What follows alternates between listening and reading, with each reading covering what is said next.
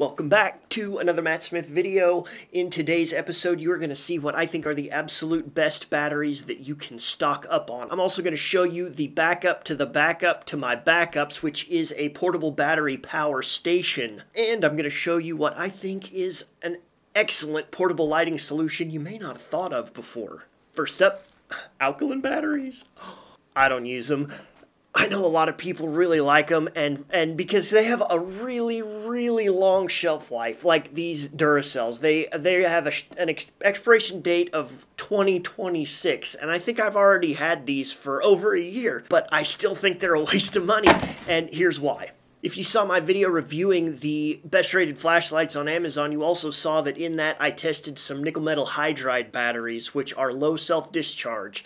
They tested really well, had great low self-discharge capabilities, and for me that carries over into C and D cells also. For the D cell size, I prefer the Tenergy brand. I haven't tested Amazon's brand yet, but Tenergy has been really great for me, not only because they have a great shelf life, but because they carry a load so much better. I took a brand new package of these Tenergy D cells and opened it and did not charge the cells. And I load tested them at 2 amps.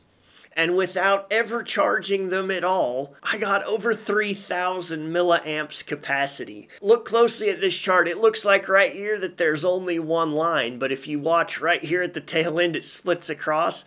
That's because I discharged both cells at 2 amps, and they tracked so perfectly you almost couldn't tell them apart until that last little bit. Now, here's that same test using a pair of our Duracell alkaline batteries. You notice how instead of having that nice flat discharge curve like our Tenergy's where it just stayed at a constant about 1.2 volts, how they just steadily decline, falling down, and then skip across the bottom like a rock on a pond and still didn't have as much capacity. This chart shows how the Tenergy D cells performed at 2, 4, and 6 amps, giving us that perfectly flat discharge curve and almost rated capacity.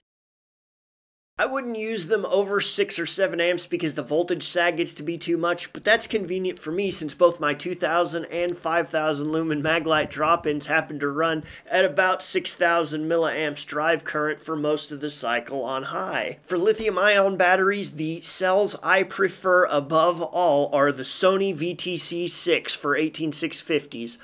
For the unprotected cell, I can still get a button top, which is tremendously helpful in multi-cell applications, and these can carry the load from any of the flashlights that I have. I use the flat top version in my FW3A and FW4A. Another great alternative is the Samsung 30Q. If you need to go protected, the cell I like is the KeyPower 3120 milliamp cell because it's the Sony VTC6 inside. One more protected 18650 worth mentioning is the Ace Beam cell, their 3100 milliamp version. My only small gripe about this cell is sometimes the button on the top isn't very buttony. There have been times I tried to put these in a battery carrier for multi-cell application and the button just did not quite reach. Jumping up to 26650s, the unprotected cell I like is the Shockley 5500 milliamp cell. You can use this in any flashlight I know of. There's not a flashlight, a production light that I know of that can discharge at a rate higher than what this can handle. It may not fit all of them. It might be too short if your light needs a protected cell, but it can carry the load. If you do need a protected cell, I like the KeyPower 5200 milliamp cell. These are only good up to about 10 amps, but they fit pretty much everything, including Convoy L6. KeyPower does make a 5500 milliamp cell that I really can't recommend just because it is so stinking long. It's long even for a protected cell, and it could even damage your Convoy L6, so I don't use that one. Right now, some of you are thinking, hey, whoa, slow down. You skipped something, and you're right, I did. The 21700, and to be honest, I don't use them that much. I'm not an expert on this cell. I only have like 3 or 4. 2 of them are branded batteries, house brand. I have the Ace Beam and the Milliamp, which seem to perform okay, but they have that plug thing on the top of them, which means they're too long for anything but the light they came in. For my unprotected cell, I'm using the Samsung 40T, which seems to be very good. Lastly, for the 14500, this is still my go-to after all these years. I still like the Windy Fire 600 milliamp cell. If any of you watching know more about this, that you have a good cell to recommend, post in the comments. If you see somebody else's comment you agree with, upvote it. If I see one I know to be true, I'll give your comment a heart. Now, don't be offended if you don't get a heart. It doesn't mean I disagree with you. It just means I don't know. If you want to see performance charts on how these and many other lithium-ion batteries perform, I strongly recommend HKJ's battery comparator. For battery chargers, I love the X-Star SV2 Rocket because you can charge at 1 amp or 2 amps per cell, individual channels. I also like the Nitecore D2.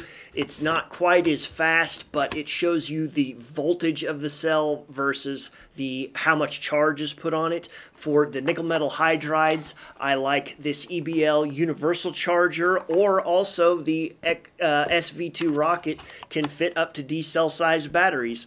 The portable battery bank. This was sent to me by the company for review. So shout out to OkPro. Thank you for sending me that. This is my first portable battery station, so I'm not going to sit here and tell you this is absolutely the best one on the market. What I will tell you is for days and days now, I've been working on testing this in every way that I can think of.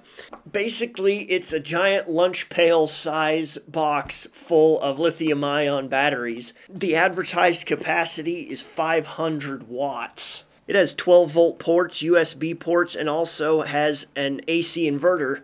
You can plug in 1 thing, 2 things, 5 things, 9 things, and run them all at once. One of the things I thought was a really cool feature is that it says right here on the display panel, at the current load, however much power you're discharging from it, it says how many hours you've got running it at that level. It also tells you over here how many watts total you're using. Also included with the OkPro is a 90-watt charging brick and a few various adapters. It also has its own lighting system.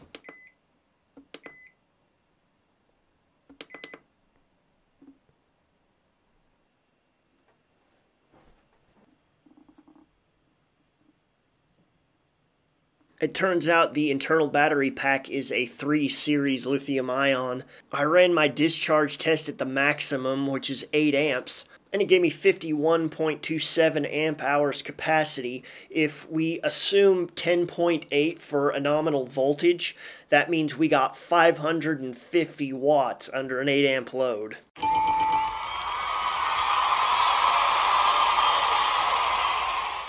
I wanted to see how accurate the hours meter on this thing was, and so I attempted to do a time lapse of the discharge. At the beginning, we are showing 99 hours on our clock, 100% capacity. Once I start the 8 amp load test, it's giving me an estimate of 5 hours. At 1 hour in, the stopwatch has switched from minutes to hours, and you can see at 1 hour in, we're down to 4 hours on our clock. From here, there's a little bit of a discrepancy just because even though we're running at a constant 8 amp load, the voltage from the battery goes down some, so the total watts being consumed went down some. We started out up over 100 and we go down from there, so we actually ended up getting just a bit longer than our original estimate because we were using a little bit less power. I don't know exactly how long we ended up getting because around the 6-hour mark, my camera battery died. But we got longer than what the estimate was, so it works for me. Heading the other direction, we charged the OkPro, and it took me about 6 hours and 45 minutes to go from 0 to full power. Now, about that lighting solution. This is the Neewer 660 LED studio light. I've been using this for years to make my videos, and I think it's a great product.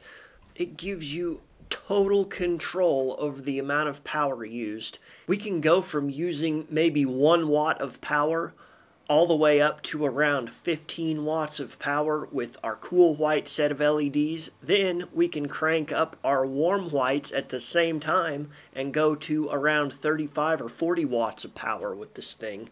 It's designed to be a fairly soft light used in a room. It even comes with some diffusers. For reference, here's a shot of me next to the 600 lumen BLF LT1 lantern, and now the newer 660 LED light. Now we could just plug this directly into our AquaPro battery bank and run it for about 14 hours that way, but the newer light can also run off of its own battery packs. These packs are commonly known as NP-F960 or 970, and they're really common in the camera industry. They've been around for a long time, and inside of them, in this particular one, is 6 18650s. The newer can run off of a single pack, or you can run double packs in parallel. Running it like this, we could take it pretty much anywhere. You can even take the head off of that tripod and set it up on a shelf somewhere. I ran my load tests on these Smile Powo battery packs, and they performed exceptionally well. They track as perfectly with each other as you could ever want. They didn't get quite to the rated capacity of 7,800 milliamps, but for the price I paid for them, I'm happy with that. As always, guys, links for purchase are in the description down below. Thank you so much for watching, and good lucks.